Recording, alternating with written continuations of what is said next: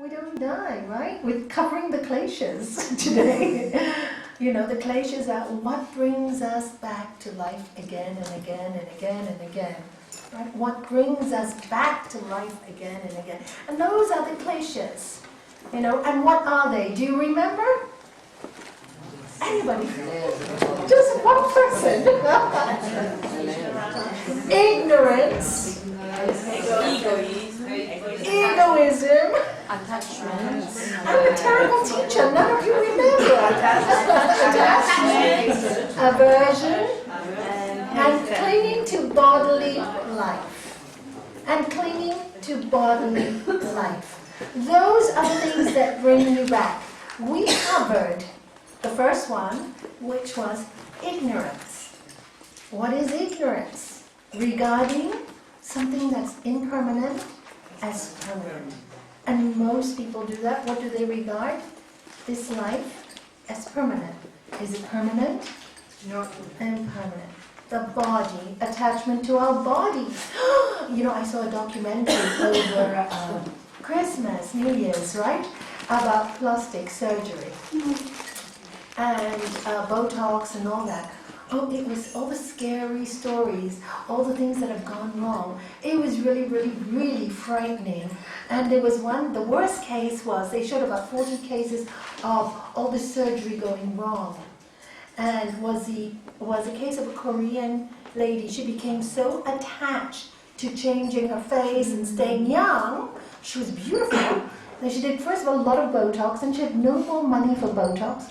So she injected oil into her skin. Oil. Cooking oil. You saw the same? Yes. Did you? Yeah, who saw that? Wasn't it? Before though, it's been on. Yeah, the first time I saw it, wasn't it scary? Incredible. And then her face, and then all the people were trying to stay young, all these actresses and whatnot. And you could see with time, their skin was like kind of melting away and go, that's attachment, right? It's quite scary. And why does that happen? Because they think they can stay forever young. It's not a fault. It's like, fear of getting old. Fear of growing happy with your wrinkles, you know? Fear of, I'm getting old, but we all have to go old, you know? Even the car, everything goes old, doesn't it? Everything grows older. So this ignorance of not, you know, from just not understanding the truth, we keep forgetting it. We keep getting attached to it. You know, we have a few days off spiritual work, we forget again, you know? And then you come back and then you remember, oh, you know, really, I'm not this body. You know, really, really, really, I am not this body. And this is the yoga practice. That's why we keep coming again and again, until we remember that we are soul, you know? And this life is not permanent. And this is the ignorance that most people have. We think it's permanent. So what happens? We start to get attached to things. Mine, this is mine.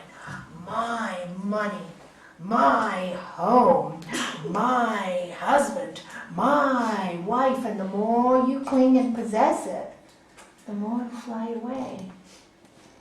And then we treat everything like we want to control it. We want to control life. We want to control people. And we put people in prisons. And when we put people in prisons, we put ourselves in a prison. We're the one who end up in a prison. Of course, when you have a family, it's your family. And you should look after it and you love it. But when you give and share and love, and you know, rather than this is mine and that is yours, both together, people together, let's share it all. Today you don't have, I give you. Tomorrow I don't have, you share with me. But people don't do that anymore. They really don't. Everybody's so possessive of, this is mine. And all these things get us into suffering, into suffering, into suffering. Really, nothing is ours. And when you have, share it with other people. And so this is where you get misers. It's my money. You might die tomorrow. What are you going to do with your money if you die tomorrow? You know, I remember this story. Do you remember of the guy that I tell you many years ago? My family used to own a apartment in Holly Street. And sometimes when my husband and I used to go there, we used to stay in that apartment. There was a caretaker there. And every week he used to play football pools. And every time we went there, he would talk to my husband, Shanky. Oh, I'm going to win the pools. I'm going to win the pools one day. Do you know what happened? He really did. He really did. And of course, he called my husband, because my husband was the one who always listened to him. I won the pools. What are you going to do with the money? Fear. I don't want it to go away. The money, the hoarding. Do you know what happened? 2 weeks later, he died of a heart attack. Honest. Do you see? So you always have to ask your. That was a really. I just started yoga in those days. I must have been about 37 or 36 at that time, and that had a big impression on my mind because that made me really think. Because him and my husband would always talk every time, and that was a huge impression. Oh my God, easy come, easy go. He had so much stress from getting the money. He had so much stress from that. He died. So sad. And I remember thinking, it's not worth being attached to anything, even at that age. And then I really wanted to study yoga more. And I started reading all the books. And I kept on seeing, the best book to study is life. Look around you. Where do you find people who are happy? Delight in the Virtues. You're learning good. Thank you, God. They remember some. Delight where you find virtue. And when you delight in the virtuous, what happens? You make yourself happy. That's where you find happiness. When you love, when you serve, when you give. And of course you have to use discrimination, right? You have to know who to give what to and when. Otherwise the whole world will use you. So you also have to be wise about how you give. And the whole yoga science automatically teaches you that. Sometimes we'll feel sorry for someone and we want to give them too much. But sometimes by giving them too much, we make them lazy. You don't want people to be lazy as well, so you have to be a little hard and say, look, I can't give you any more because you need to get going. You can't be lazy. So, you have to be discriminative about everything you do. However, all this knowledge comes to you automatically, on its own. I don't know why I teach you all these books, because just by watching life, automatically, and living the great truths, non-violence, truthfulness, you will learn. Life will teach you exactly what to do when.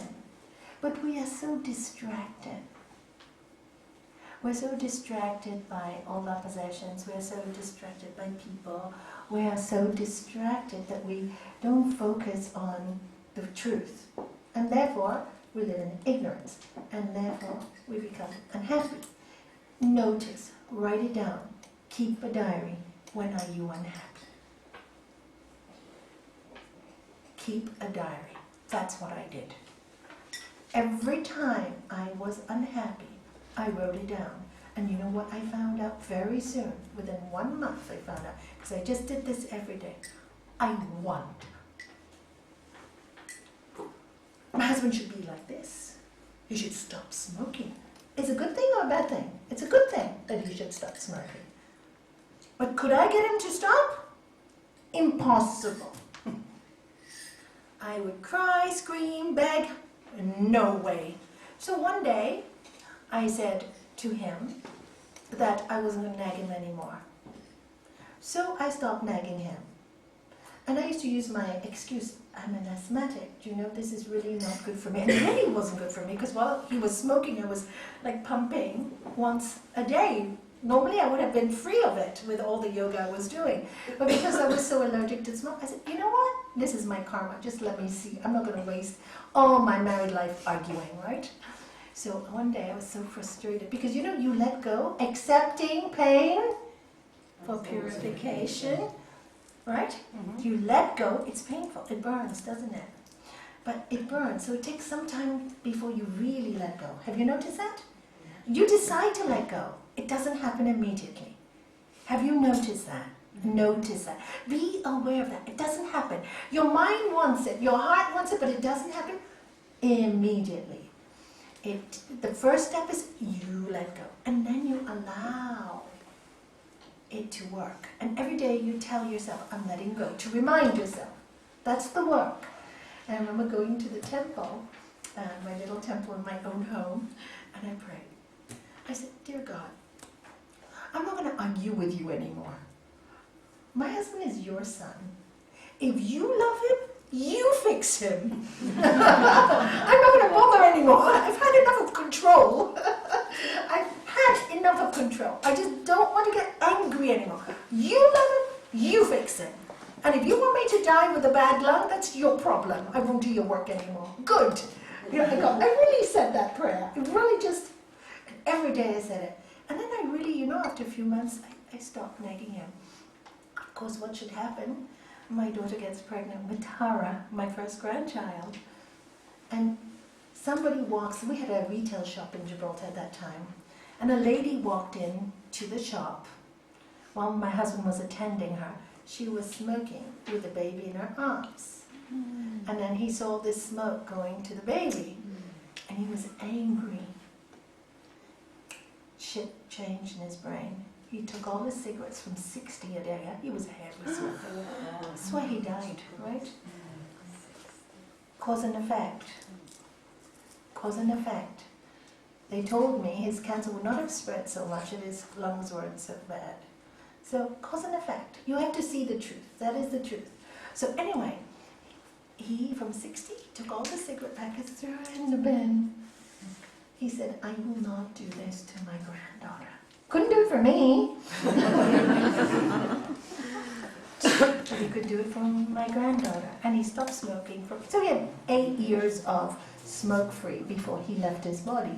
At least he had 8 years. And then he was horrible. He was even worse than me. When people used to smoke in restaurants, he was horrible to them. And I said, look, I had compassion for you. I have compassion for them. So it's, all these stories are to show us, how I learned from life. Sometimes we really want to control things, but there's nothing you can do, is there?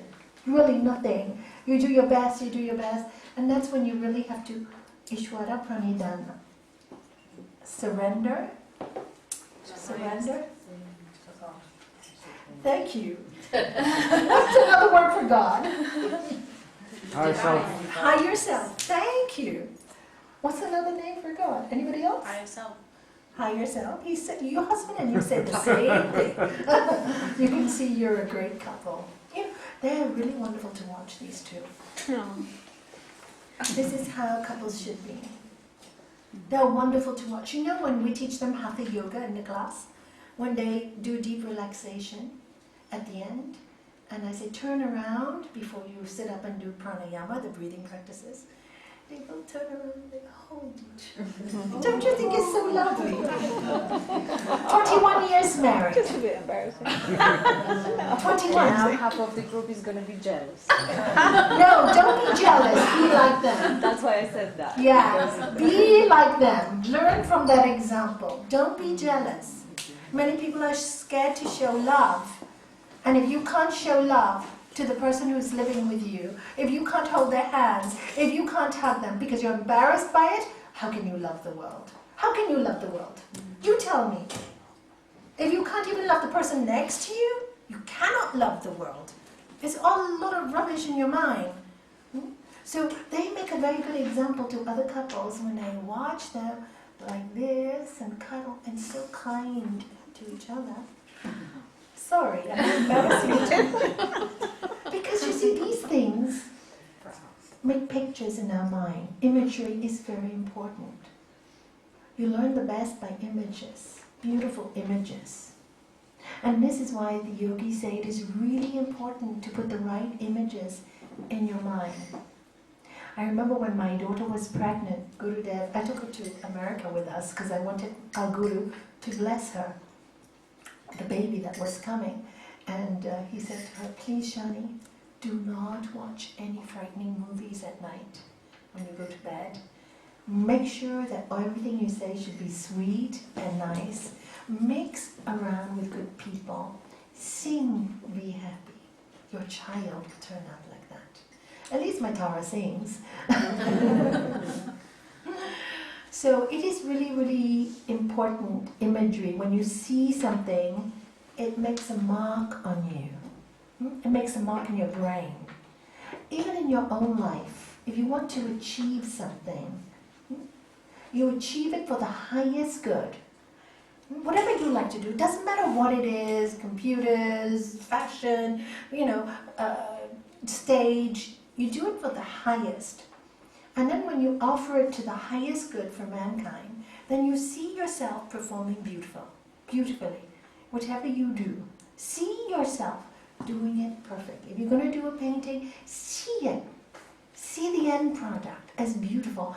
And the beauty is going to make other people in the world happy.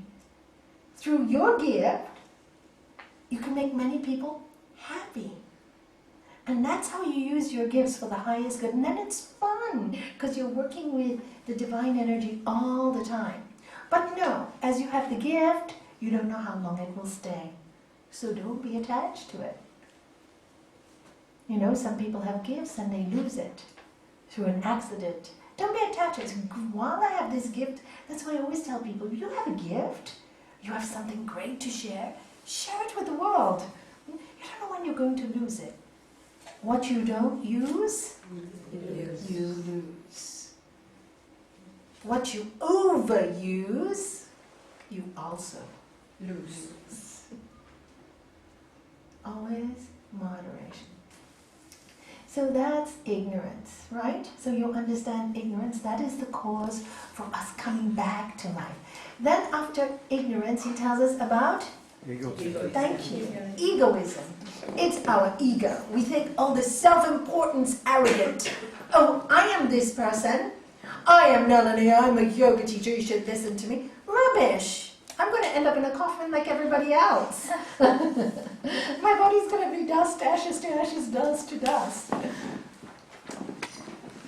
I'm not important. I'm just a human soul like you.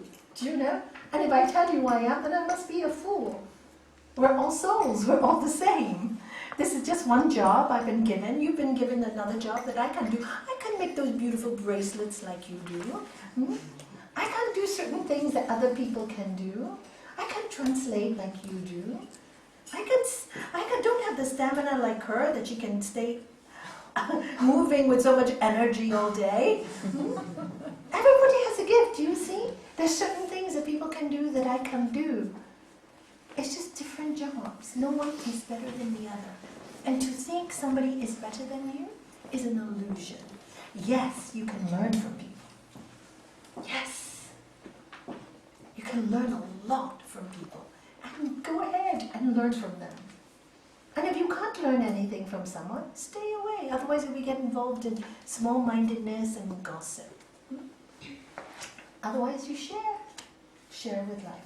So egoism, who am I? Who am I? Who am I? Am I this body? Who are you? Who are you? Your soul, right? Are you soul? Yes. Inhabiting this body? Yeah? So the soul is free. It only thinks it's trapped because society tells us to behave a certain way, to do certain things. And if you don't follow this, you can't be happy. So everybody follows the adverts on television. Everybody follows what people usually, so be a miser, do this, do that. We've sold our soul because of our ego. We want to be like everybody else because we want to look good in this world. We want people to, yes, of course people should respect us, of course. But how would you gain your respect? By doing what kind of work? Do you want to be remembered for, you can be famous and hurt so many people? Do you want to be remembered for that? How do you want to be remembered? So clean the ego, that is our work. When we're too proud and arrogant, and I'd love to share with you a story that, your essays are brilliant, by the way, brilliant. And Helena, if you don't mind, that's Helena's essay, isn't that picture pretty? And she starts with a lovely story that may I use? It might not be so accurate. Yes, I just read it once, but I really, really enjoyed it yesterday. And if I forget, I'll look at it again. I need my glasses first. And here's the story. There was this Buddhist disciple, and he was very proud because he was working with the master. He was always around his master. He was like, always next to him, always with him, so he became extremely proud. So one day he was walking along the ashram. He passed the kitchen, and the cook accidentally threw all the rubbish, all the leftovers outside the window, and it fell on top of him. And he starts screaming and shouting, and how dare you, don't you know who I am? I'm the master's great disciple, the first disciple, don't you know who I am? And screaming and shouting. So he goes to his master, very angry. Master, you don't know what this silly cook has done to me, and thrown all this rubbish in my head. And the master answers, don't worry, I'll speak to the cook. So the next day, this disciple walks past this kitchen window. Now, watch him dare. My master has spoken to him. What happens? The cook throws all the rubbish on his head. He freaks out. He goes to his master. Master, I thought you spoke to the cook. He did it again. How dare he do this? And the master goes, yeah, I asked him to do it every day. Till you learn to be more humble.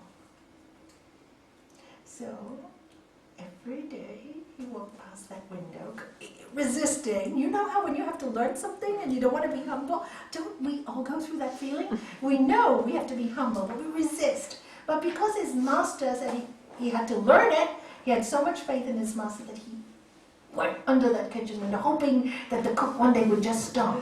Because the cook had his instructions, so every day he would throw it. And he got angry, didn't say anything. Angry, didn't say. After a few weeks, that anger left, and then one day he suddenly turned around to the cook and he said, thank you. And the cook was shocked. Why are you thanking me? I'm throwing the rubbish on your head every day. He said, because I had to lose my anger and really be humble before I can learn. So that is her story. Thank you. It's a lovely story. If I wasn't so accurate, you can tell me next time. So, and isn't it true in life? We get things thrown at us, the same problems, the same learning, right? Have you noticed? The same thing over and over again, again. For example, I remember many years ago, a lady came to me and she had just left her husband, who was an alcoholic. No, she had left her first husband, who was an alcoholic. Now she was leaving the second husband, also an alcoholic. So I said to her, what's wrong with you? Why do you keep falling in love with these men that make you suffer so much? Why do you keep falling the second time? And then they abuse you and they scream at you. What is it? Are you a masochist? Don't you love yourself enough that you... And then, of course, she realized she didn't love herself enough. And she said, but when I meet them, they're so macho, and they're so all over the place, and they take me out, and they buy me drinks and flowers. And I said, well, next time don't look for that too much. Look for a person that is not so outside and more inside. And she goes, oh, but I'm attracted to that. Anyway, I said, well, then go and suffer some more. And true enough, I knew it. Because until you learn, you will suffer, right? Isn't it true? So anyway, a few months later, she comes to me crying again. She said, you were right. I said, I don't want to be right. I want to be wrong. And she said, I met this guy, and he's really been loving in the first few days, and then now when he drinks a lot, he starts swearing at me. And she said, but now I want to break it up. He said, with the other two, I married them. And this time, I don't want to fall in a trap. Say, I'm an addict to these kind of men. What can I do? So I told her to start to learn about who she is, Look at why she does this. Why does she keep making the same mistakes? And so She was angry in the beginning when she had to discover that some of her qualities weren't very nice too. She herself was a very aggressive person. She also would irritate, you know, when there was a small thing, she would irritate the man and make it a big thing. So she had to face all these things about herself, which made her a little angry at herself. But after 6 or 7 months of meditation, understanding the yoga science, she changed. And she was able to leave him. And then a few years later, she met her gentleman. See, with knowledge, you can change your karma. And the Bhagavad Gita says, just as fire burns fuel into ashes, so does a person with knowledge burn their karma. See, when she had the knowledge, she could walk away from it. So, and that's life.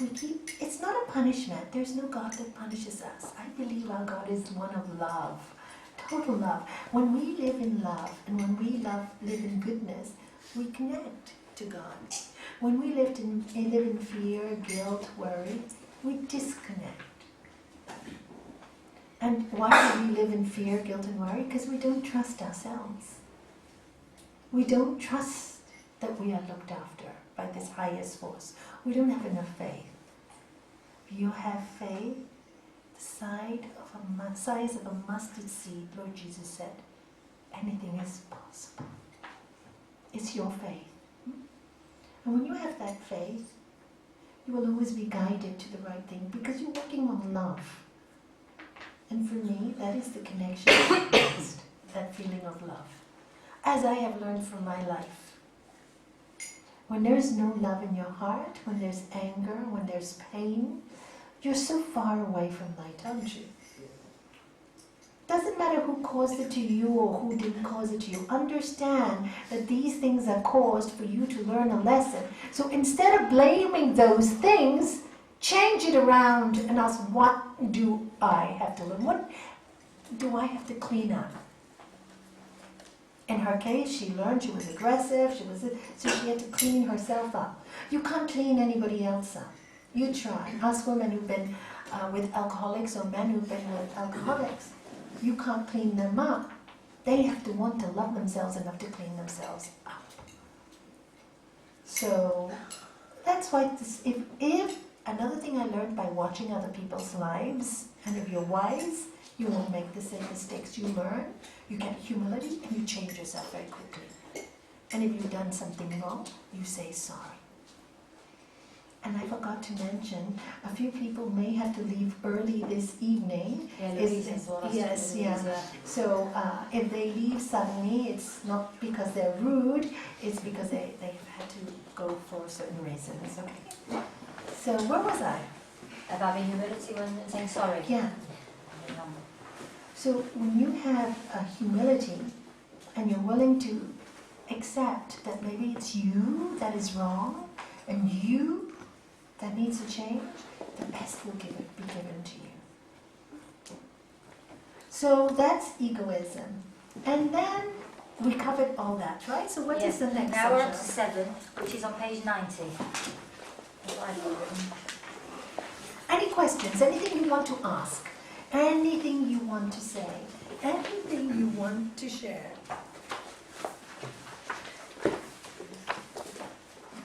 Page 90. Can I just share? Of course you can. When I was away this Christmas, normally, I'm quite calm and deal with people quite patiently and everything. It's my job, but also my makeup. But I kind of lost it over something very little, with trying to get to the train and the lady not having change, and I wanted to pay for the train ticket for my mother, and then my mother took the money out and I didn't want her to pay. It was something silly, but I kind of lost it with that poor lady. It was very nice, and it just so happened because she didn't have the change. And I was, we left, we had to run and get the train, and when we finally was there, well, when we came out, I mentioned to my mother, I said, I was so wrong there, I just feel so awful, so, I'm like, I mean, how did I react? And I felt really bad about it, and I couldn't really say anything to her. My mum said, yes, I couldn't recognise you, and that's a lovely lady that helped me when I go often to that train station, and when I'm with the luggage, she helped me run so that I don't miss out the train. And my son was saying, yes, and she's always now, we have to keep coming to that station, and she's always been so kind. And what have you done? And I felt so awful. And I felt, well, what's done is done. And I don't know, I might be completely wrong. I don't know if I can make it right at one later point when I'm there or whatever. But I honestly thought that maybe I had to learn, but I need to learn a long way. And I felt somehow it was a little test to show me, because immediately as it happened, I'm in the train and I'm feeling really bad about it. And I'm the one that is saying, that was so wrong, so out of order. I couldn't tell the person, but certainly I felt it, and I still feel it now, and it's been a few days, just that one instance. So I'm feeling maybe it's part of my learning. Maybe I needed to see myself from the outside, how I reacted and how bad it was, to show me that I still have a long way to go. That's a wonderful story, and that shows that you're really growing. I always say, when you first start examining yourself, when you first start yoga, it's like this, and this is how I saw it myself. When you have a black cloth and you pour 1 drop of coffee on it, can you see it? You can't see it. But suddenly you have a white cloth and you drop 1 drop of coffee in it. Can you see it? You can see it. It's a great sign that you can notice. It's a great spiritual advancement that you can not only notice the wrong you have done, but see it so clearly as how one action can cause so much pain for no reason at all. And next time when you're just about to have no control over that tongue, you will think, you won't repeat it. So yes, it's a great test and a great lesson in humility. And these lessons are really nice because it makes you humble. Thank you. You know, my mother said, today we were discussing this still, and she says, you know, I couldn't believe it because I was going to pay, but I had change. I could have given you change myself. And I said, but you know, but I never thought. And I said, but you know, if you had given me the change, I wouldn't have learned the lesson. Yeah. Yeah, that is exactly it. So it shows that you're getting purer, you're getting whiter. And that's why yogis suffer sometimes more in the beginning, because as you start getting clearer and then you do something that's not so nice, oh my God, is it so obvious to you that you've done something not so nice? It really is like that. And Martina, your essay says that beautifully in your story too. Really, you should share your essays that you wrote on this last time, because all of them were just quite brilliant. Her story is something like that, you know. And you really see how you've all grown, how you watch your own self, and then you say, oh my God, I was like this. At that time, I didn't even notice. And now you do. Isn't it great? And you can change things around you when you're nicer. Isn't it wonderful to be so much kinder? When you're so much kinder and when you're so much more loving, the world around you becomes kinder and more loving.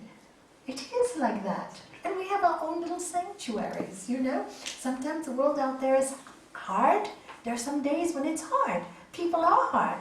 Then create in your home a sanctuary of peace. That's what all yogis should do. Each of your homes should be filled with sounds of goodness and kindness and laughter and peace, so that anybody that comes in should get that virus. And then you make sanctuaries. Each person must do this. And the more sanctuaries we create, we don't need to buy a big piece of land to do that. We just need to do it in our own homes. And that's why I tell you all, make your own little temple. It doesn't matter who you pray to, Muhammad, Jesus, it's all the same truths. God is love. And if we can, from our homes, give love, then we can bring many people to peace. Each one of you can transform how many people in your circles? Look at Kamala and Ole. Most of the people came through, many came through them. Isn't it true? Many in Gibraltar come through Bhavani. Isn't it funny how that happened? One person transforms and wants to serve, love, give, it becomes contagious. So lovely story. Lovely, lovely story. Thank you for sharing it. You all have lovely stories, yes. There's this film called Paid Forward. Yes. That's a good film. It's a brilliant With film. small kids, there's an essay, and then he wants to help others, and he wants others to help other people. It's really good. Yeah, it's a brilliant film. If you haven't watched it, pay it forward. Pay it forward. You can get it on Amazon. You can get it on Amazon, very good price at the moment, it's on sale. Yeah, so Pay It Forward is a brilliant film. It's a brilliant film. Yeah. And also, if you haven't seen another good film, thank you. I love that control. Now that is necessary. That's wonderful. We need people like you. The other one that's lovely is Patch Adams. Have you seen Patch Adams? Which one? Yeah, Patch Adams. Yes. Yes, that's another good one. And he lives. I think he still lives. Yeah, Patch Adams still lives. Yeah. So many wonderful people in this world. Really, so many. I don't know why we waste time on nonsense. When I travel, I meet some. I'm amazed. Shanti will tell you when we travel anywhere in the world, they'll say it's an awful place, etc. We will always find a saint somewhere. Honestly, everywhere I go, I meet such incredible people. There are people in this room that are so saintly. They just haven't realized it yet. You just talk to them. Honest. If you can just bring that goodness out in yourself, and then if you can see it in other people, then more people can see it in themselves. We all work as mirrors towards each other. That's what we do. So when you smile in the morning, it's so simple. I smile, you smile back. Yeah. Come on. Hello, people. Have you studied your homework? Yoga, really? I act sometimes like a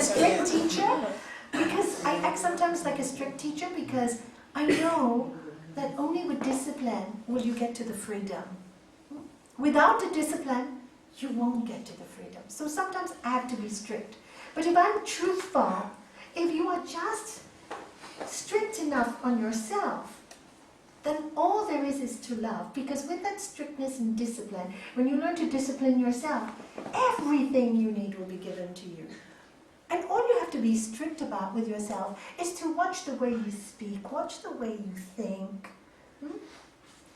And see everything, try to look at all the good things that there are.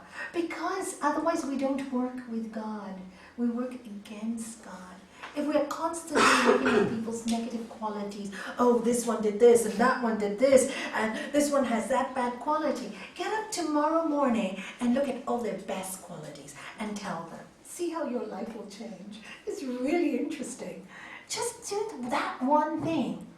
Stop looking at the worst, look at the best. Your life will change. I'm not saying they will change. They may not change, but your life will change because you'll have peace. Isn't that what it's all about? Otherwise, what's the point of living this life if every day we're so miserable? Watch the news. Syria, this one, that, everywhere, floods here and floods there. Oh, Nalanie, 2012, we're all gonna die. Hogwash. I don't know how many people told me that. Oh my goodness. I said, really, June? I said, I remember when 1960 something, when I was a child, or 50, whatever it was, I remember reading in the papers in Hong Kong where I was brought up. Oh, it's going to be the end of the world. And I remember as a child, Daddy, is it going to be the end of the world? Rubbish, he goes. And he said, if it is, you're God's child, you'll be safe. I could sleep that night. I had a very wise father, very wise father. He never feared anything, you know. He said, we came from nothing, we'll go to nothing. So don't worry so much. And I remember I went to a Catholic school, which I loved. And I said to my dad, I said, Dad, can I go to church every Sunday with, you know? And they were, all my friends don't want to go to church. They were all Catholics. They had to go. And I go, can I go to church? I really love Lord Jesus. And he'd go, God is everywhere, Nalanie. If you want to go to church, I'm very proud of you. God is everywhere. Go to the church. Go to the temple. God is everywhere. So I was very lucky to have such a wise father. And I loved going to church in those days. I really did. But I was one of these lucky people who had very lovely nuns. But not many people have had my experience. They've had tough times with nuns. But I was blessed with good teachers. I was very blessed with good teachers. May your children be blessed with good teachers. May you be great parents to teach your children. Teach them in stories. Today, you know the Buddha story? Tell your children that story. Let them learn. The other day I had lunch with my 2 older grandchildren. The whole lunch was on yoga stories. And I was telling them about a law of karma. I got an email the other day which was very beautiful. Since we're going to touch karma, it says, everything is action and reaction in life. When a bird is alive, it eats many ants. When a bird is dead, many ants eat it. It takes one tree to make many matchsticks. It takes one matchstick to burn many trees. Nothing is big, nothing is small. We don't know. That's why humility is so important. What looks big today can be ruined tomorrow. What looks small today can be big tomorrow. We just don't know. So we will continue. I love stories, don't you? So tell your children stories. Tell them nice stories. Make them rich with good thoughts, imagery. Put images in their mind. Teach them to serve, love, give. And if you don't have children, talk to your friends of good stories and good things. Over dinner, instead of gossiping about who has done what, say, oh, you know, have you heard this story? You know? And first of all, what is she talking about? After a little while, you catch their interest when you make it a story. People love images, storytelling. Give them fun, make it fun, be enthusiastic. And you're not teaching them, you're not saying you have to follow any religion, it's just a story about simply doing good and being good.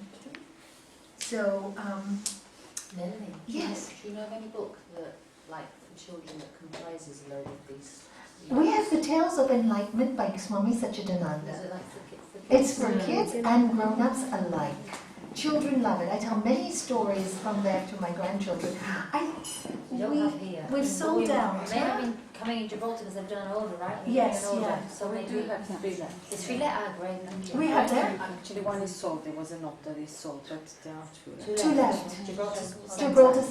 Should we reserve it for you? Should we tell Shanti or Beata? Beata, would you reserve it for? Yes. One for you too. Okay. So reserve the last two. Okay. Last two, yes. Okay. There's an. So we bring it next Tuesday. I can, but Monica is there. It's two, yeah? Yeah, I can bring There's it. only two left. Okay. Yeah.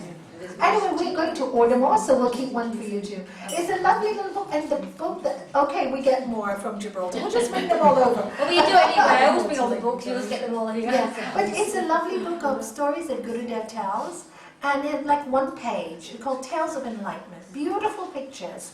It's not only for children, it's also for adults. But most of the stories are for children, the Buddha stories for us, but children love to hear it. When I told my grandchildren about the matchstick and the tree, they were like that. Oh, Gran, it's true. Do you know they were, it's really true, something hit them.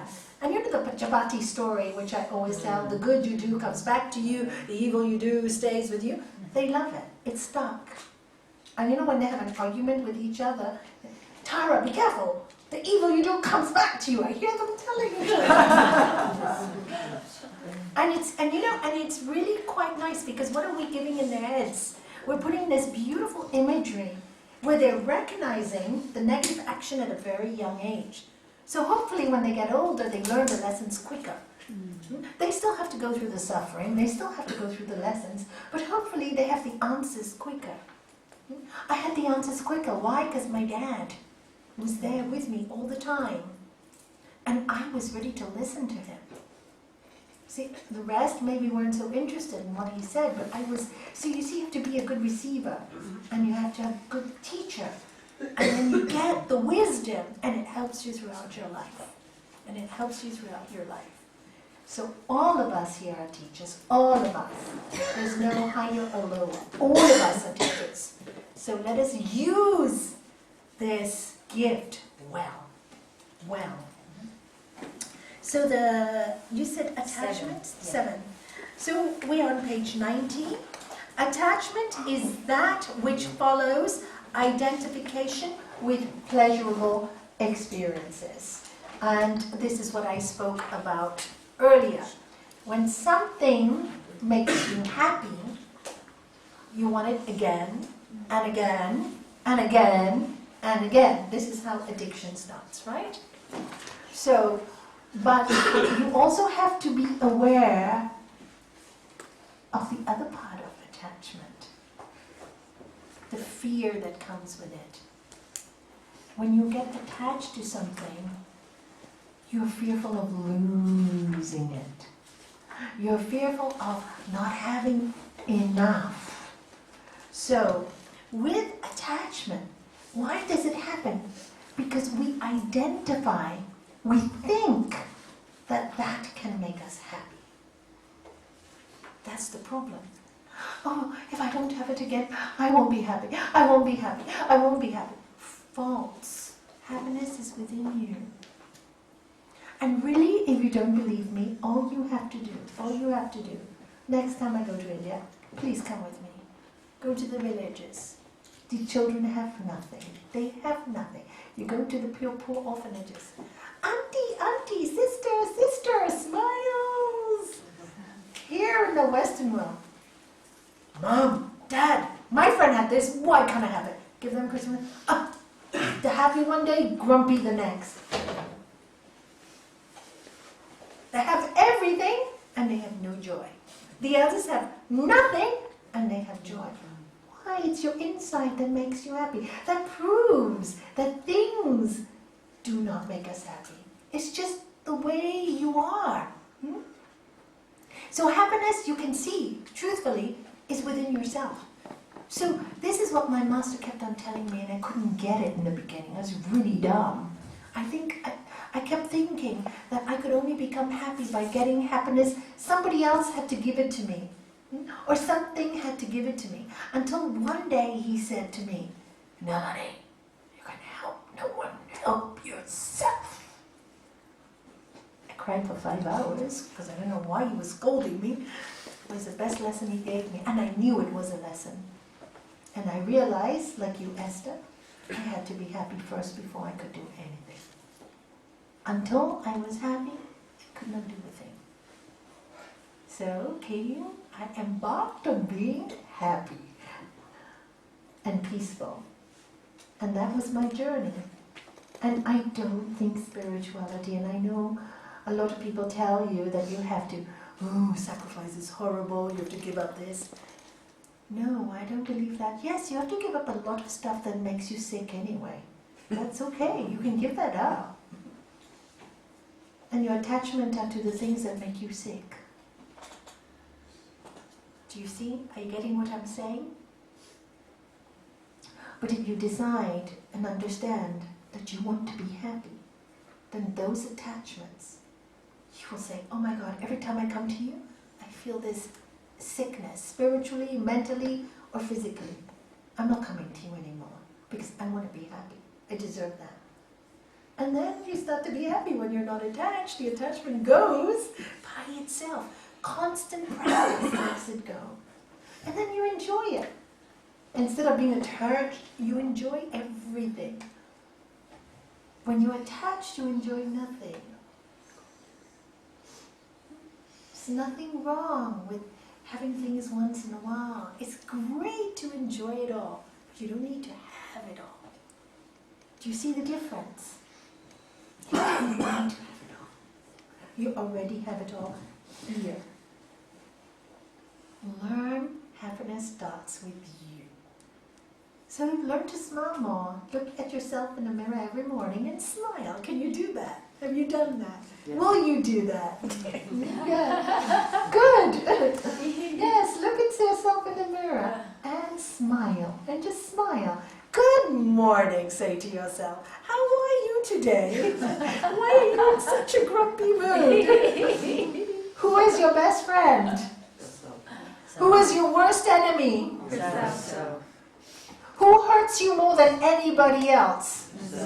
Because when you're angry, what stays in your mind? You have to live with you. Somebody may have hurt you. Maybe somebody insulted you. But you keep it in your mind. If you don't keep it in your mind, you become free. What can you do? People like to get angry. You keep relaxed. Got it? So keep reminding yourself, don't get attached. It's not mine. It's, and when you do get upset, you just stay quiet for a little while and say, take a deep breath, and then see the whole situation. Study it like a movie. And then you can quickly see what you need to adapt and adjust and change. All right? Best way to do it. Let's go to Sutra 8 now. Is everybody clear? Aversion is that which follows identification with painful experiences. Thank you for coming. Bye. Bye. Take care. Lovely to see you again. So painful. Oh my God. How many people live in painful experiences in their mind? How many of you do? Oh, Nalanie, this happened to me so many years ago. 20 years ago. I keep repeating this story. A woman comes to me, divorced for 22 years, has a new husband, has a new family, has money, has everything. 22 years later, still angry at the first husband for leaving her. Why are you still angry? You're not living in the now, you're living in the past. And I don't want to see that again. I don't want to see this again. But you're fine now. You're happy now. Why can't you accept you're happy now? And then aversion is like, oh, I'm staying away from this. I'm staying away from that. I'm staying away. Nalanie, the world is so bad. The world is such a bad place. I'm just going to stay here and pray, as if it's going to make you happier. How many people run away from the world? It's so bad, so bad. Do I see them happier? I really don't. We're creatures of love. We can't run away. We can't run away. We have to face situations. Only by facing them do we become free of them. We're supposed to transcend the goodness. Remember? The goodness. Which we're going to speak about 2 Saturdays from now and explain it to you. We have to transcend it. Life has good and bad, pain and pleasure. Don't get attached to any of it. Enjoy each moment as it comes. No, today you may be very happy and tomorrow you may be very unhappy. It's life, isn't it? Yeah. It's life, correct, thank you. It's just life. Don't make such a big deal. No, there's no God punishing you that you're the worst person in the world. I'm making you punished. Punishing yourself. You're punishing yourself constantly. So, there is this, let me tell you this famous story. I think it's also in this book, Tales of Enlightenment, of Gurudev's.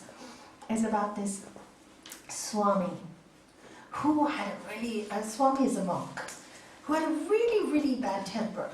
And so he always got angry very quickly. So he thought, I get angry so quickly, what I'm going to do is, I'm going to go to this cave, I'm going to meditate so I can get rid of my anger. So he goes up to the mountains, he goes to the cave. I'm not going to see anybody for 10 years, and I'm just going to meditate. So of course the people in the village, he must be a great monk, he must be a great Swami living away, alone, praying, meditation every day. Truly he must be good. And you know why is it? To get rid of his anger.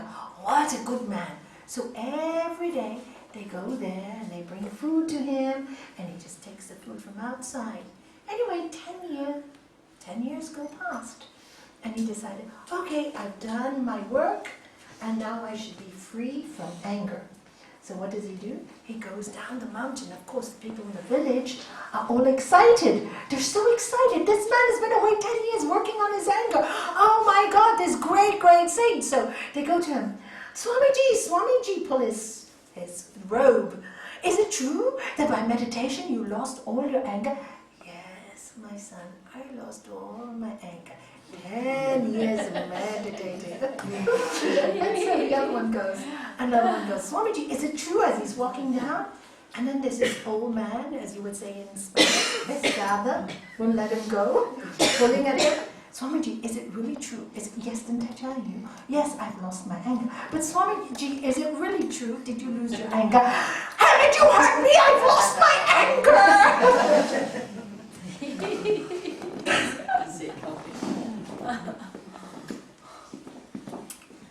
If you don't work in the world and work with people like that monk who took the rubbish every day, you cannot run away from who you are. You have to face it in order to eliminate it. You have to be attached first before you can be detached. You know, my daughter asked me this question when she had a baby. She said, Mom, you talk about attachment and non-attachment. Oh my God, Mom, I'm so attached to my baby. And I laughed.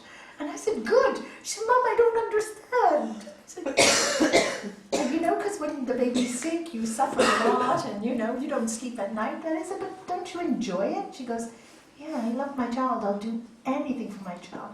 That is unconditional love. And I said, don't you think the universe is wise? And she said, well, why, Mom? If you didn't have that attachment in the beginning, what will happen? You'll be so detached that when your baby is sleeping and maybe vomiting, you'll be just there nicely sleeping. The baby could die.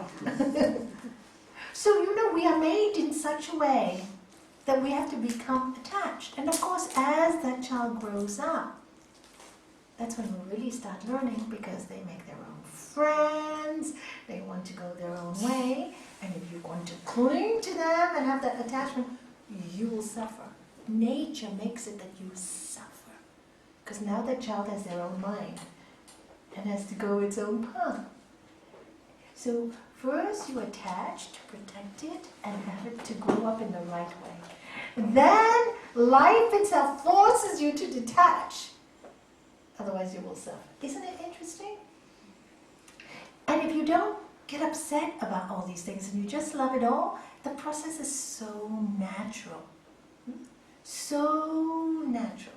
I remember Kamala here, when her two boys, she used to worry about, very attached to them. And then, recently, what has she done? She goes to them. I think it's so admirable. You're 18. You don't want to go to university. You want to study different skills, right? And you want to learn a skill, which you should. You're not doing anything here in Spain. Go back to Sweden and learn. And isn't it true? For her, it was so difficult, but she did the best thing for her children. And I find out one has a job already, and the other one's going to study, right? Started school today. Oh, congratulations! Yeah. By letting them go. And here, what were they doing? Nothing, no jobs, right? There's no jobs available here. Hard to send, and she used to be so attached to those two boys, they're twins. Beautiful boys, by the way. And look how, with that non-attachment, she set them free. And she's doing fine. She's not crying as she thought she would. She's dealing perfectly. Am I going to cope? Am I she's coping beautifully? Do you know? And it was tough for a mother to tell your children, look, if you're not going to get going and get a job, then go here and go learn for yourself. Go learn for yourself. Very tough. What she asked me, am I doing the right thing? I said, that is the best love you can give them. The best. Because they learn to be independent. They learn to respect themselves. Here they're home, computer all day, and won't happen. They'll lose respect for themselves. They won't be happy. So, do you see? Attachment, non-attachment. Happens by itself. But still, the motherly love, the motherly care, you need me, I'm here, the calling, the caring, the security is still there. That will never go. You must give it to them. They need it. And so they will do the same for their children, and the generations will be filled with kindness and love and independence of spirit. So, is that clear? How am I doing for time? Any questions? Anything you'd like to ask? Anything, stories you'd like to tell, like Esther did? Nothing. Should I continue? Do you need a break? Would you like a little break? Are you fine for me to continue? Okay, so we continue. So the next one, Sutra 9, would anybody like to read it for me? Clinging to life, flowing by its own potency, due to past experience, exists even in the wise. Okay, now clinging to life. Death frightens everyone, doesn't it? Unless you've gone through it a lot, you know. But death. I remember when I first got married, when I first started yoga, I talked a lot about death. And because a lot of my students, I had a couple of students who died of AIDS, and very early on in my learning, and there were two people that I loved tremendously, and I worked with closely in fashion design, and they both died of AIDS. And I remember coming home to my husband, and you know them, don't you? You know I work very closely. Two wonderful souls. Huh? And so I used to come back, and again, life is your best teacher. Life is your best teacher, more than the books. And I remember coming home and telling my husband how one of them, I was very lucky to see him 2 days before he left this world, was so frightened of leaving his body, even though his body was skeletal, because he had AIDS. And he was so frightened, he said, Nalanie, I'm so frightened of leaving my body. What will happen to me? And I said, you know, there is a force up there. I tell you what, I said, why don't you, your mind is going everywhere, why don't you repeat a mantra? Hariom, I gave him Hariom. He said, what is it? I said, it's a sweet sound that will help you communicate with the other world. And then he said to me, you know, my father died when I was a little child, or before he was born, I don't know. And I never met him, but I saw him last night, Nalanie. Does that mean I'm going to die? And then he started crying, I don't want to die. So I said to him, you're wise. You lost your father at a young age. You know death is going to happen to all of us one day. All of us one day. So your father's come to tell you that he's going to receive you very nicely. So when you do your Harioms, think about your father receiving you. You are not going to die. You're just losing your body. And this clinging to your bodily life, I didn't even know this then. I didn't use the word clinging. It's attached to this body that is just draining away. Because it was just draining away. He was so skinny. And he was attached to that suffering. And he was really suffering. And then he said to me, you know, nobody's ever told me that I could let go of my body. I could let go. So, well, you can let go. And because you are not your body, look, you can let go. You don't have to suffer anymore. You don't have to cling to this pain anymore. And then and then I found out from his mother after he died 2 days later, and his mother told me that at 3 o'clock in the morning he said, Hari Om, Mom, Hari Om, Hari Om, Mom, Nalanie is right, and there is my father, and there is my uncle, and Hari Om. And so she told me, she gave me that message, and then he died. He died happy. At the last moment, he left. He stopped clinging. Now, why do we cling to our bodies?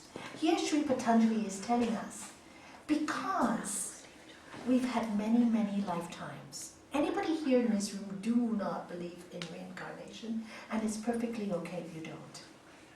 It's perfectly okay if you don't. And if you don't, it doesn't matter. It doesn't matter. Think of it, you can think of it any other way. Here Sri Patanjali is telling us, why should we have this fear of death? Why should we have this attachment to the body? Death sometimes can be a very painful experience. Many, many of us, even the wise ones, even people who know all the spiritual knowledge, even people who say, let's say even those who don't believe in reincarnation, they cling to their body. Why should they cling to their body when they believe there is a heaven? If you've done good, you're going to go to heaven. But they still cling to their bodies. Why do they cling to their bodies? What is the fear? And it's the past memories, Sri Patanjali tells us, even if you're wise, even though you know you have a soul, it's the past tendencies.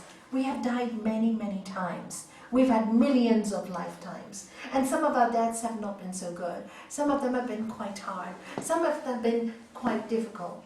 And because we weren't totally free from that fear is still in our minds. Even with knowledge. For example, your sister, until the very end, there was the fear. Until even with knowledge, even with wisdom, even with everything she was told, she still had that fear. Till the very end when her body could do no more. She wasn't just clinging. And there was so much suffering. She couldn't let go. Until she realized there was no more she could do. And thank God she had a sister like that to explain death to her and many things to her. So here it says, even though you're wise, there is still that clinging. Even if you have the knowledge, sometimes there's still that clinging. Because this is all we know, right? If you think how so many people are even frightened to give their favorite book away or their favorite thing away, a scarf or a shirt or something away, how much more frightening it is to feel that you're going to give your body away. It's not an easy thing. We can say, I'm not scared to die. But come to the last moment, you don't know how you're going to feel. You really don't know, because this is all you know. That's why the practice of meditation throughout your life will prepare you for the moment of death. That's why in all the different religions, don't they call the priest in? Don't they call somebody in when they know you're dying? They call the priest in, or they call a holy person in, or they call somebody who's got spirituality in. Why? Because in case that person is clinging, they're helping them go towards the light.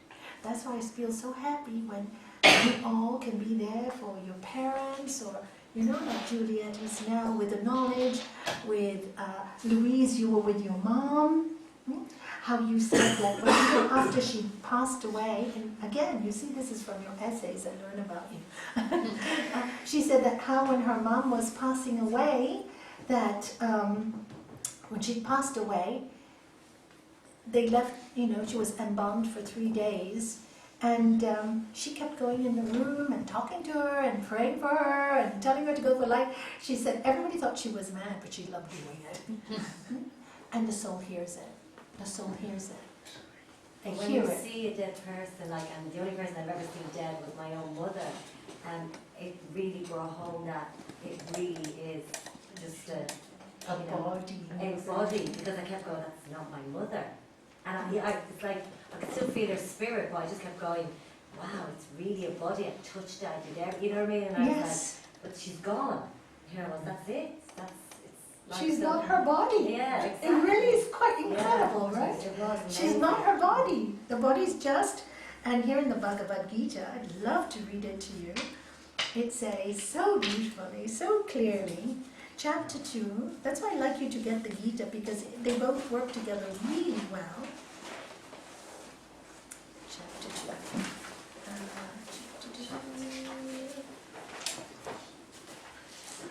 Give me 1 second, I'll find it. Yes.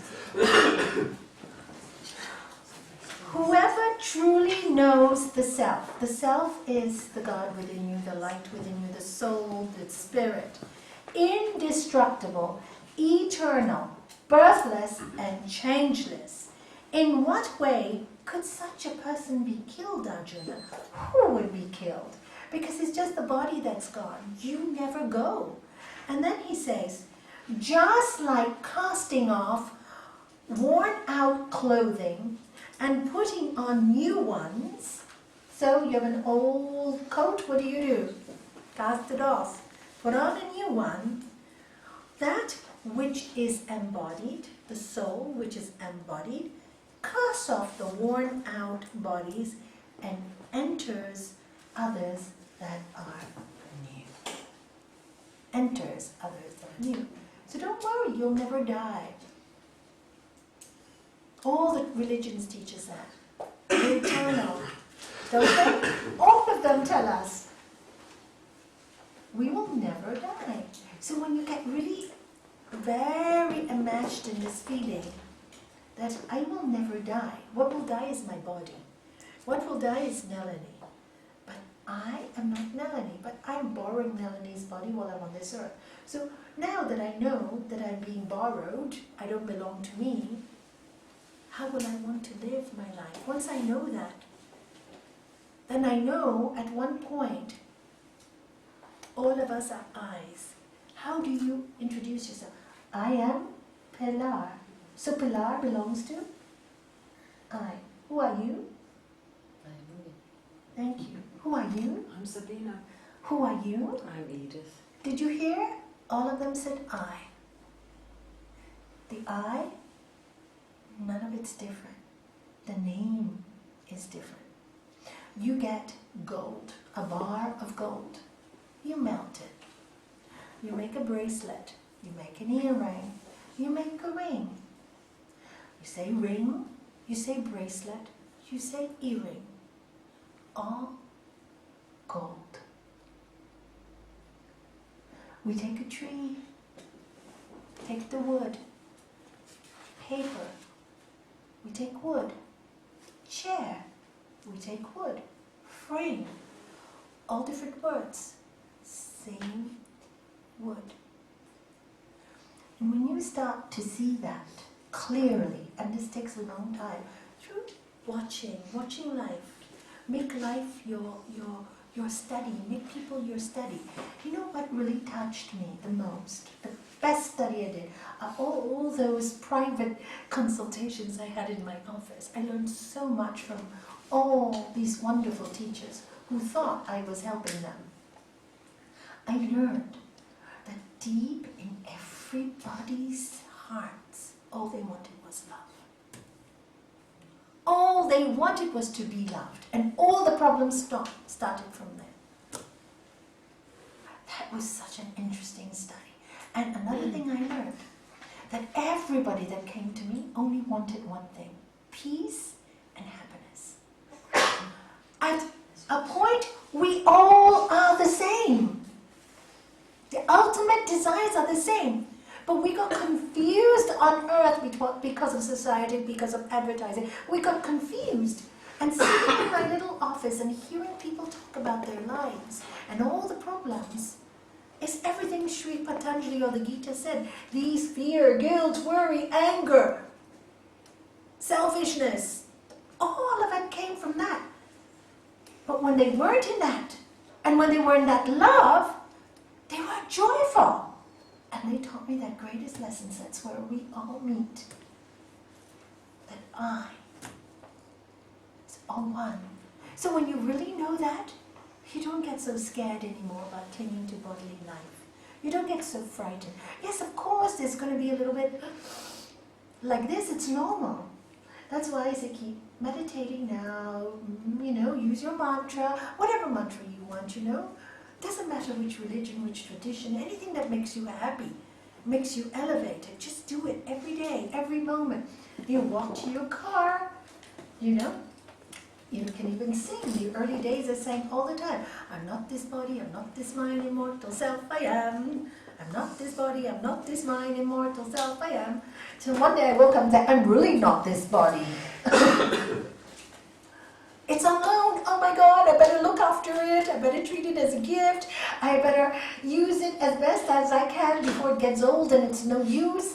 Let me use it well while I'm alive. Let me do the best. Let me live in this world and leave something good behind. Don't you want to think that way? Let me leave whoever it is, let me make somebody smile every day. Then you get excited about life again. There's a mission to make the world happy. Because what else is there? Nothing else. It's all ashes to ash, dust to dust. Cosmic joke. Get so attached. Tomorrow this one is going to die. Tomorrow that one is going to die. Everything is going to die. You'll lose your homes. You'll lose your jobs. You're going to lose everything. What can't you lose is your soul. Save that. And save that one. And that's what you were. And then you live for your soul. And once you start living for your soul and that great love, I promise you, whatever you need, you'll get. But you will be tested first. You have to be willing to work hard, discipline yourself, not be proud, take any job. Like poor Shanti, for years, she thought in her head, I want the best, overextended herself in loans. And what? She became humble. And she went to John McIntosh Hall every day to make £5 an hour. She did that for 2 years. And guess what? After that, the gods rewarded her. She no longer had to do it. Through a passing of her father-in-law, she always wanted her own car. She got it. He left it to her, of all the people. Interesting, right? How does it work? You tell me, how does it work? And then I can tell you, we had a student called Debbie, and she was 70 when she left her job, always fearful because her husband had no job. The last 5 years, she's such a good person, such a good person. She never got paid from her boss, and she still worked, huh? So one day I said, Debbie, leave it, you're 70 now. Oh, Nalanie, but where's the money going to come from? I said, where has the money come from for the last 5 years? You never got paid. That's all your savings. I said, we even gave her our cooker from the yoga center. We got a cooker there. Next day I told my committee, I'm giving the cooker away. What? Yes. You don't mind, do you? And they go, no.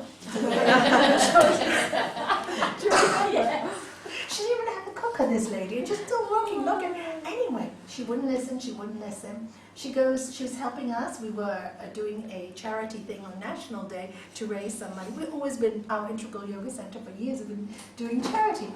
So she goes down and breaks both her wrists. She had to stop. Both the wrists. And I said, did you get the message? What was her work? Computer. She was very good at doing accounts, etc., etc., etc., everything. She couldn't do it anymore. So she left the phone, and she saw the doctor in Gibraltar. He couldn't do anything for her, and so she went to the States, where she renewed her relationship with her son, and that was a beautiful experience. She went to the ashram in Yogaville. She stayed there for 6 months, and I'd never seen her look more beautiful and more happy in her life.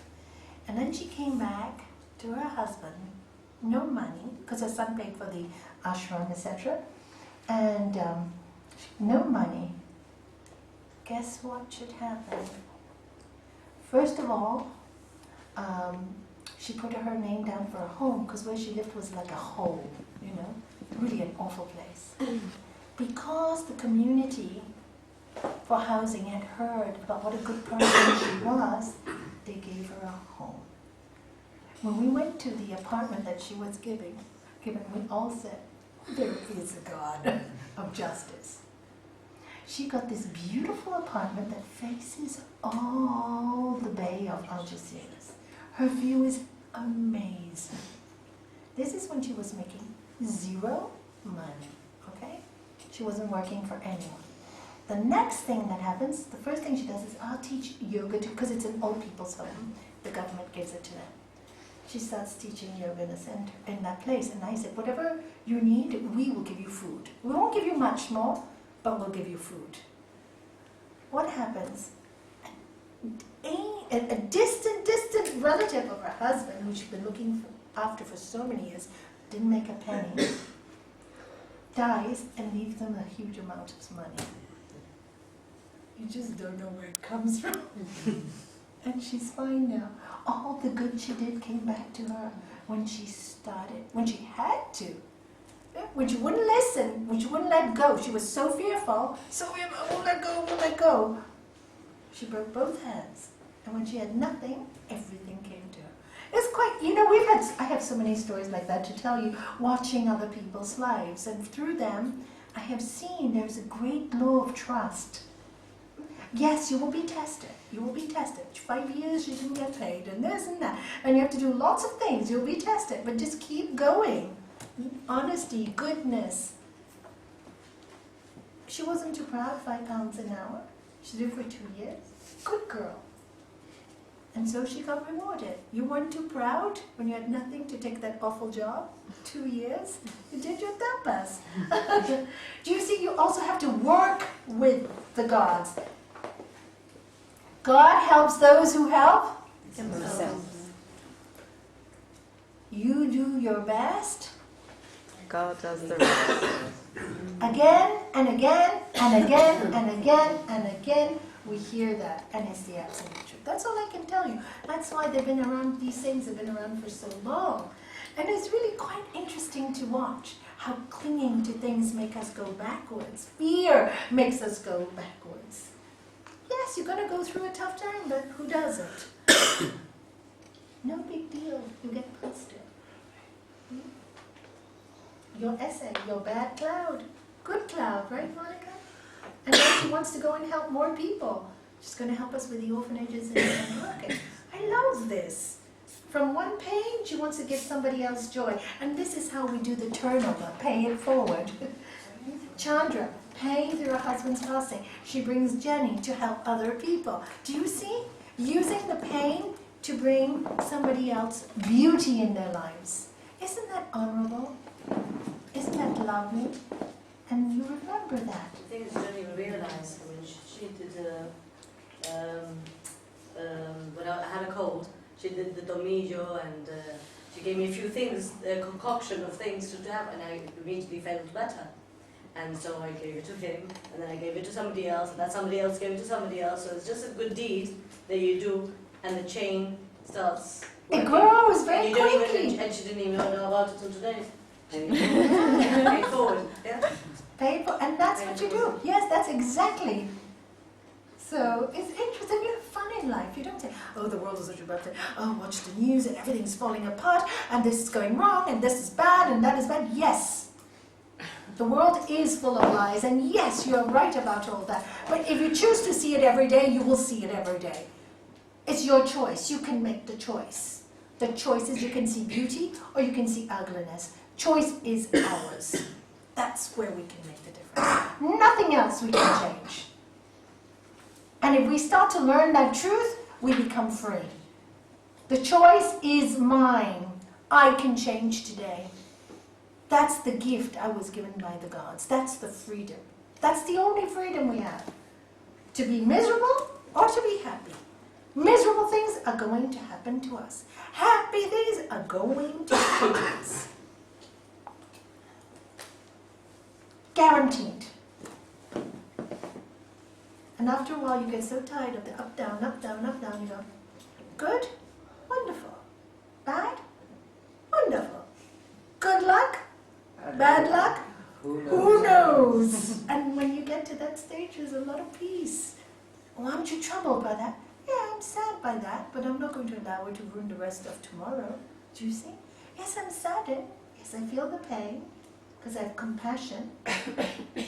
Yes, I cry for that person, but it doesn't mean I'll be drowned, and it doesn't tear me apart. Oh, what did this happen to me?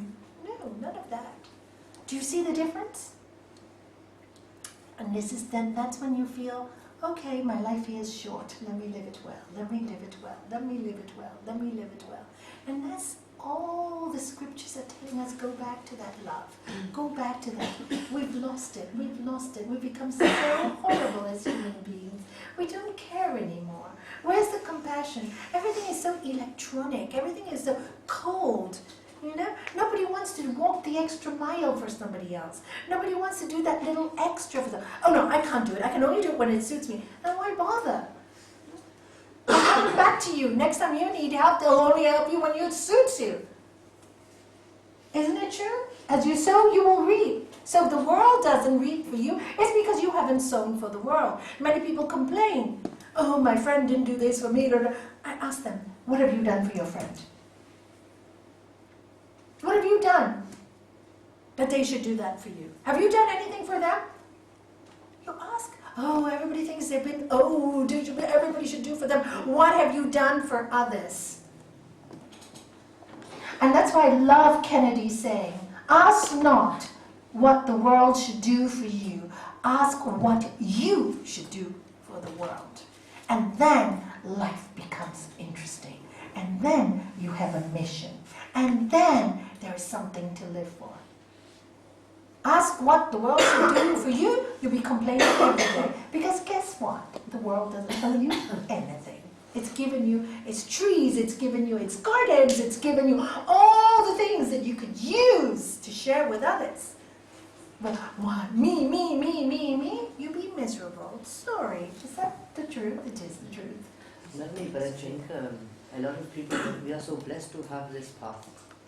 We are so I've blessed. been living in Spain, and now you know I'm a lot of people. I go to Main Street, and when people see me, they just go they're sad to see me. And I'm there with this smile, so they can't understand. And then when they start talking, ask me, why are you like this? And you tell them, they don't know there's a way out.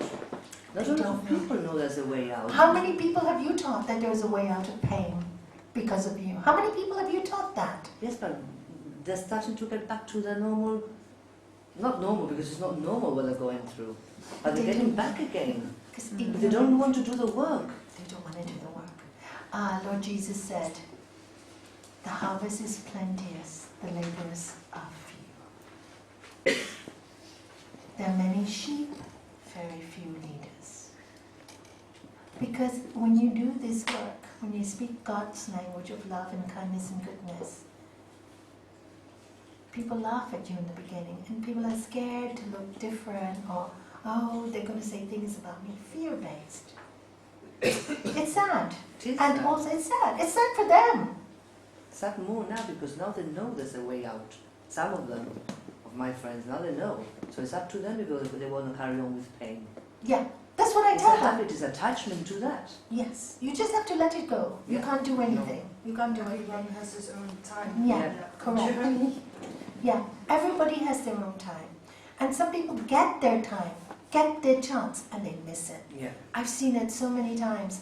I see, so many people say that life doesn't work for them, and I see so many opportunities come in front of them, and they don't take it. Why? Because they're too proud. They're too proud. And the opportunities come, and they won't take it. And pride is the man's greatest downfall. Pride, too proud. How many people have you helped, I know of, that won't take it, right when they're staring them in the face? But people are also in fear because when they become used to living with this pain or these problems, and they become attached to it to such an extent that they become identified with it. They believe that that is who they are. So the fear then is, okay, if I have nothing to talk about, if I drop my problems and I have nothing to talk about, then who am I? What role do I have to play? What will I say? What will I contribute? And I think that there's a lot of fear of that. Look, what am I going to do now to fill this hole if suddenly I don't have anything Yes, because to they discuss or to absolutely. get dramatic about, or theatrical about, or and there's a lot of people on a physical level who are also addicted to the adrenaline, the Yes, adrenaline of the drama, And the they adrenaline suffer. rush. Yeah. and they continue to suffer, and they make others suffer. And it's a never-ending wheel of suffering, the wheel of suffering as Buddha talks about. Never-ending, until you want to get away from that wheel. You say, I've had enough of suffering. I've had enough. All of you are here because of that. I've had enough. I want to be happy. Is this life? Is life only for suffering? Is life just get up in the morning, oh, another day? I've had enough enough of that. And so you look further and you look inside yourself and you say, who am I? What am I here for? Why am I here? And then you make a plan and you create these images in your mind, these images that I talked about in the beginning, of beautiful things happening, of lovely things happening, of people smiling and people who hate you. Cover them in light and love and say, bless you. And you make these beautiful pictures in your mind and you see your world as a beautiful world. You look at your home and you don't see it, oh, I don't want to come home. You change your home. I'm going to make this the happiest home. So when I walk home, music everywhere, flowers, anything that makes you joyful. Put it in your home. Create, you put images everywhere to remind yourself. And that's what people need to do.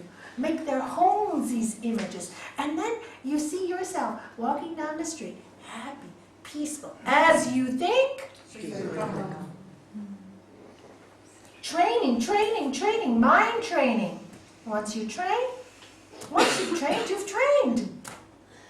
Once you've done it, you've learned. Yes. I like your laugh.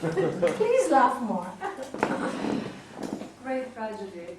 About a week ago, my 10-year-old phone died.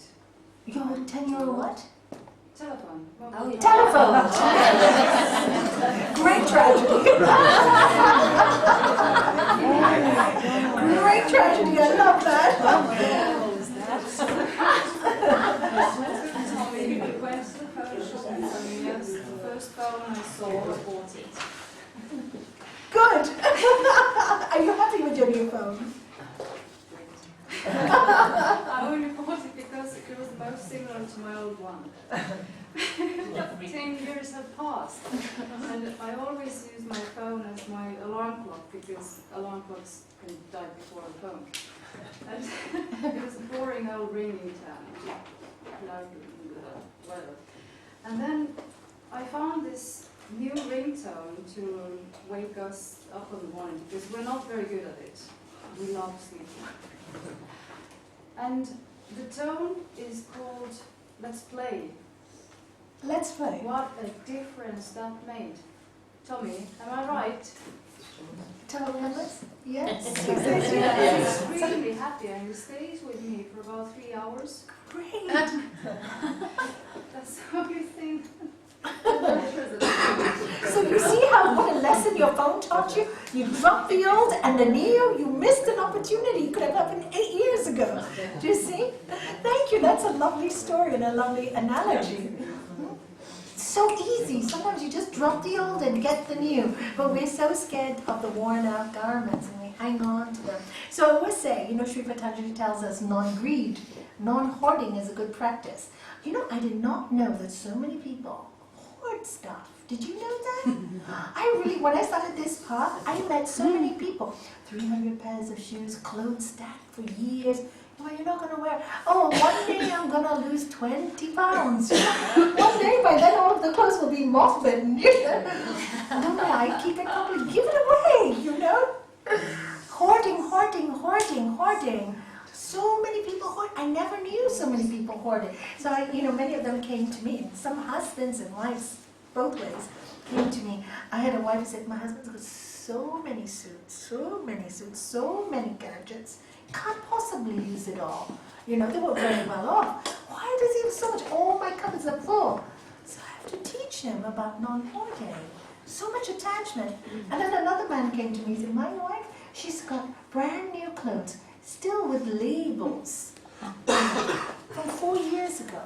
And every time I said, when are you going to wear that dress I bought you? Oh, not yet. I don't understand. Do you understand it? No. Yeah, it's so interesting. It's so many people attached, right? And it's, and that's one of the practices when you just give it away and then you lose the attachment. Once you do it once, it's quite easy. I know it meant a lot for you to give me that painting. Thank you for the center. It meant a lot for you, so thank you very much. It meant a lot for me that you received it. Thank you. Maybe more than Thank you. I could feel the love and the thought behind giving us that painting for the center that she did. I could feel the love in it, you know? So thank you. It's the love that counts. Very much indeed. So anyway, this is like, you know, it's interesting, isn't it? So life is full of fun. And then, you know, you don't take anything seriously. And then I tell them, I say, why do you take yourself so seriously? Why do you think you're so poor? Don't you think you're going to get more tomorrow? Oh, they think there's going to be never going to get more again. Yeah, but you have so much. Interesting. And then, you know, Karen did that a few weeks ago. She comes in here with a beautiful material, bedspread, with elephants like you. She gives it to me and I go, thank you very much, but what is this for? You know, the other chair I had with the gold cloth, which looks always so lopsided, she said, well, maybe you can use this for that. And then she said, she had kept it for, what did you tell me? You kept it for so many years, never used it. And so she decided to give it to the set. I'm going to... So I did love it. I loved it, but I couldn't have a use for it. Do you know what? I'm going to give it back to you. Because you see what we've done for the meantime? We've got this chair, and maybe somebody else can use it. So you'll have to go. Looks great in your office though, on the...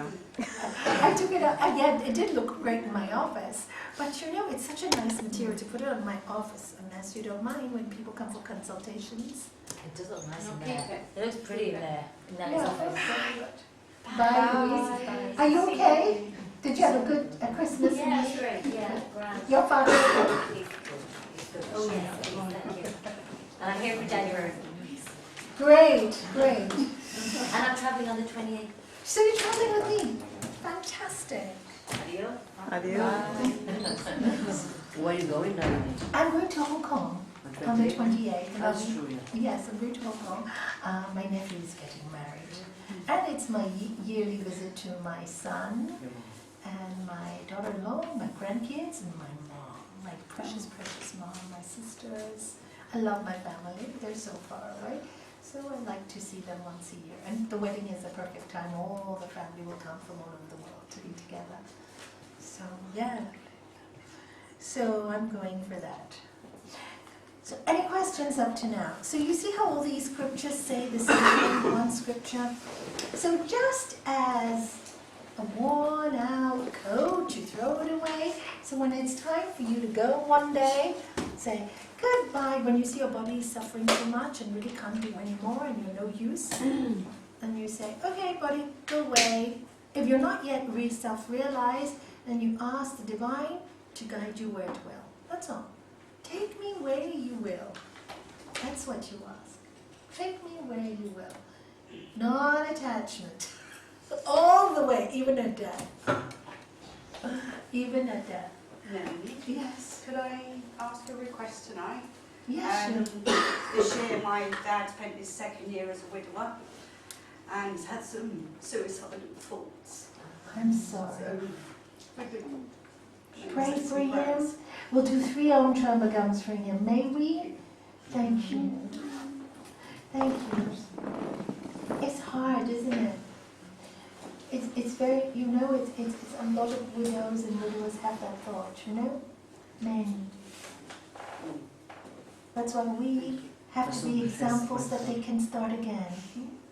So that they don't have these thoughts. Bring him here. Yeah, I want to bring him here, but he's very stuck in his ways. Hard for them, huh? Yeah, Do you see how he's a very attachment stubborn traps? person as well. He can't connect with people and he's kind of isolating himself in a way. So all I can think to do is pray and We send him a lot of get, love. get to see him as soon as I can. Yeah, you get to see him as soon as you can. But it's very normal, you know? Especially this time of year. as Yeah, well, Christmas yeah. is always the worst. Christmas and- Always the worst. Yeah, it's always the worst. So they do. It's very, very, very common. I'm glad he's talking about it to you, though. Yeah, yeah. Many don't even talk about it. So, thank you. We will definitely. Thank you. No, thank you Very very much. much. It's so nice to wish people well.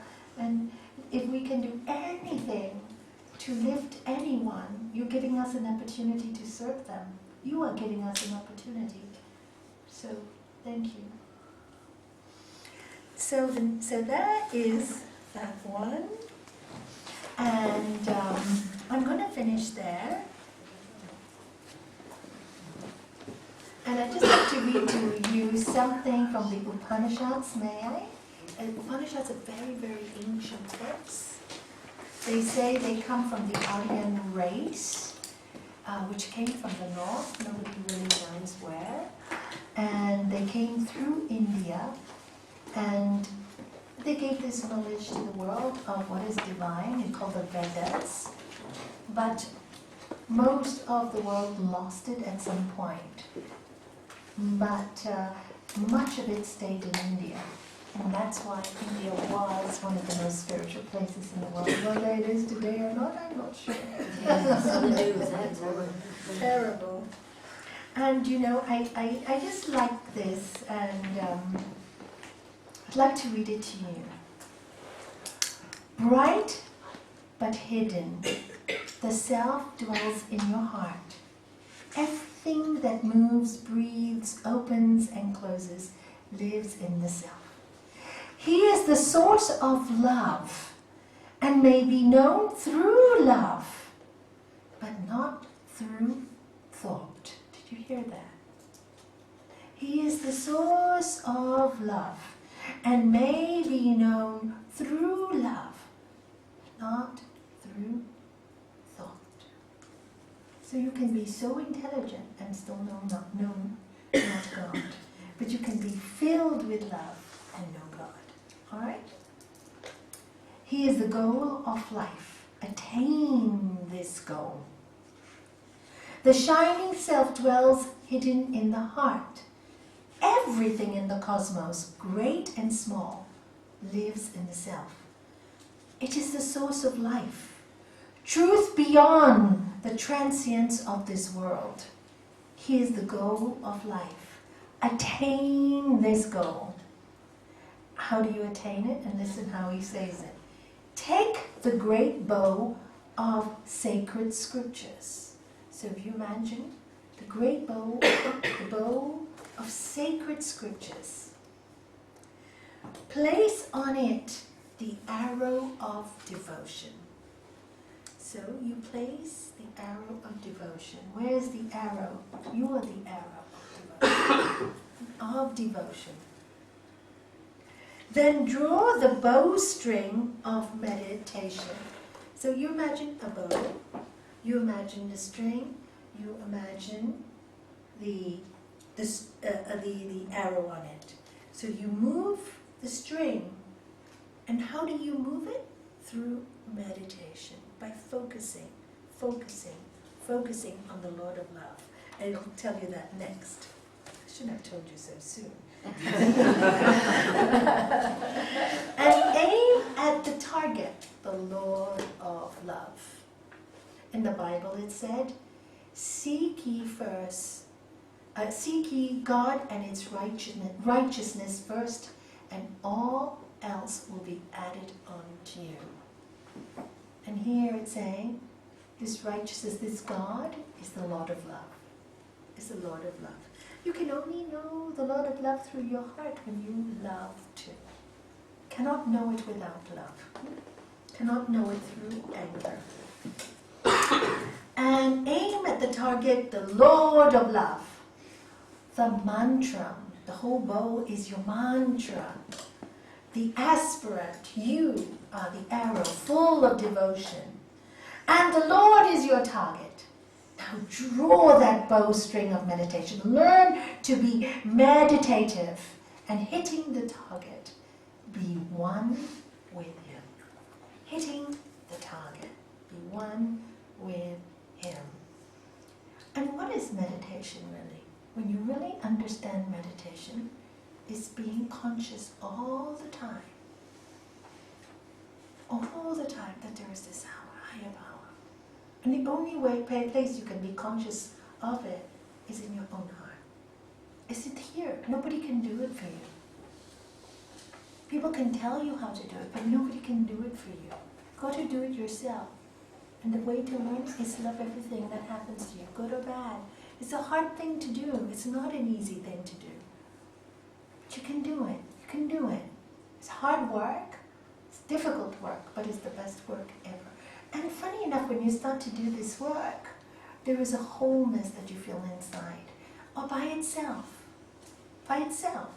Then you know it has to be true because you experience this wholeness. You experience this peace. You experience the joy. That is your answer itself. People tell me, how do you know God? I say, I know peace. And that is my God. I know. I don't know how to know I know, but I know. I really know. And when you really know, everything changes around you. So get to know, but nobody can do it for you.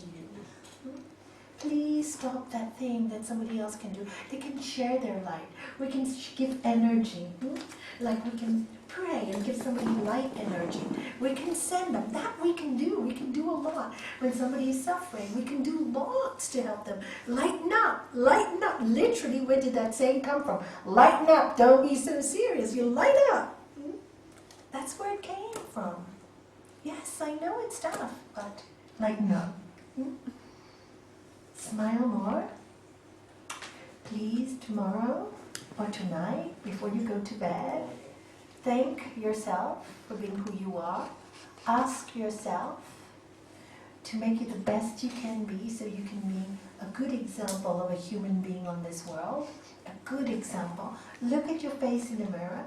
Stare in your eyes. You will be very surprised at what you see. Just stare at your eyes. You will be so surprised, you won't even recognize yourself. Interesting practice, try it, but don't freak yourself out. And that is, but have fun with God. God wanted us to love God. In the Bhagavad Gita, chapter 12, the Yoga of Devotion, it talks about God talks to Arjuna and says, through the form of Lord Krishna, through the form of Lord Jesus, through the form of Lord Buddha, and says to him, which devotee is he very close to? Now, can I read it to you quickly? Because you really need to sit with yourself. And sit with yourself. And that is the meditation. Sit with yourself. Bhagavad Gita. I'm sure I brought it here. All these lovely tests.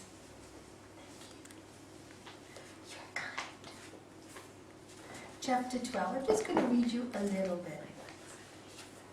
It's called the Yoga of Devotion, the bowstring, right? The arrow. Yeah, I have 5 more minutes and then we'll finish. This is God talking to his disciple Arjuna. 100, it actually starts at 181.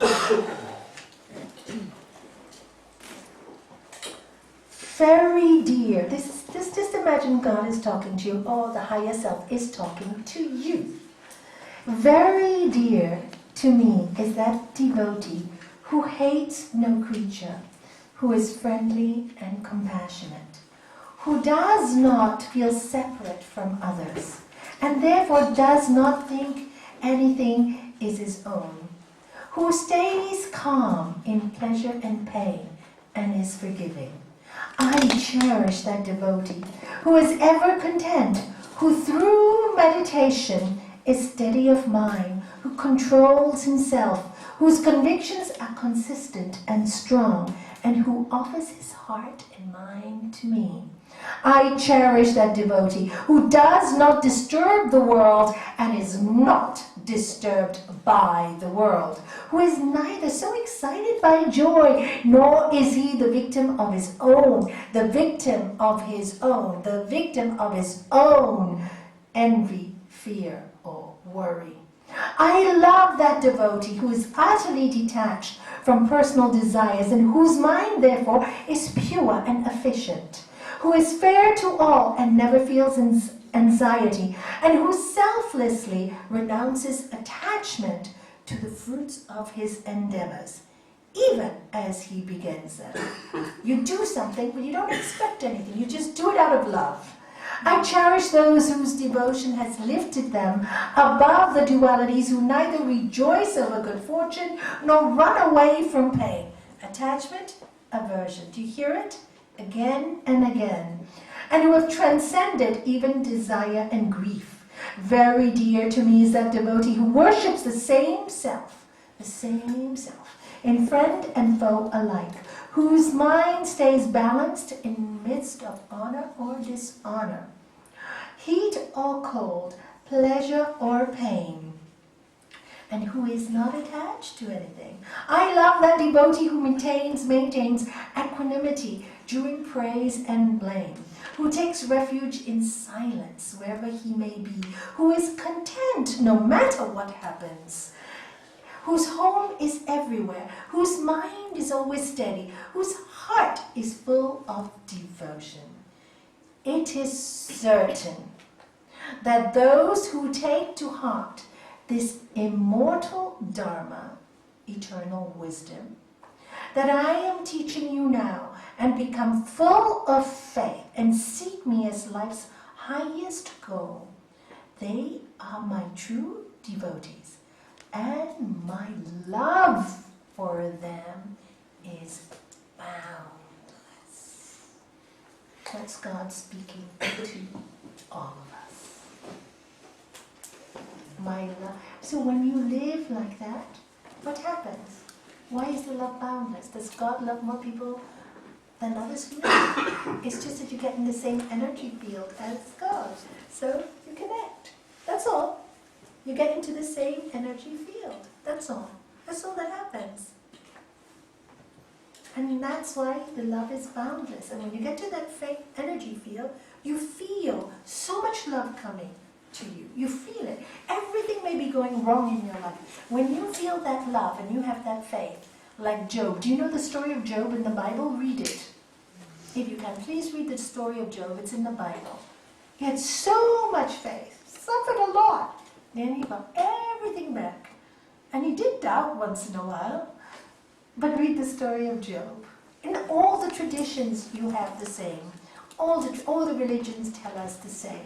Man has made up, kill this and bomb that. That is all man's egoism. Control. God did not do that. Man did that. We were created to be happy. Look at the garden outside. Yesterday was such a nice day. Sitting in the sun, I was just saying, wow, thank you for this beautiful garden. You know, that's meditation. Every minute, just live in that beauty. Just as much as you can. That's why the practice, that's why the study. So you develop the discipline. Why are you doing this course? Because for 6 months you have to think it, breathe it, live it, until it becomes part of yourself. You said people forget very quickly. They stop practicing, 6 months later they've lost everything they've gained.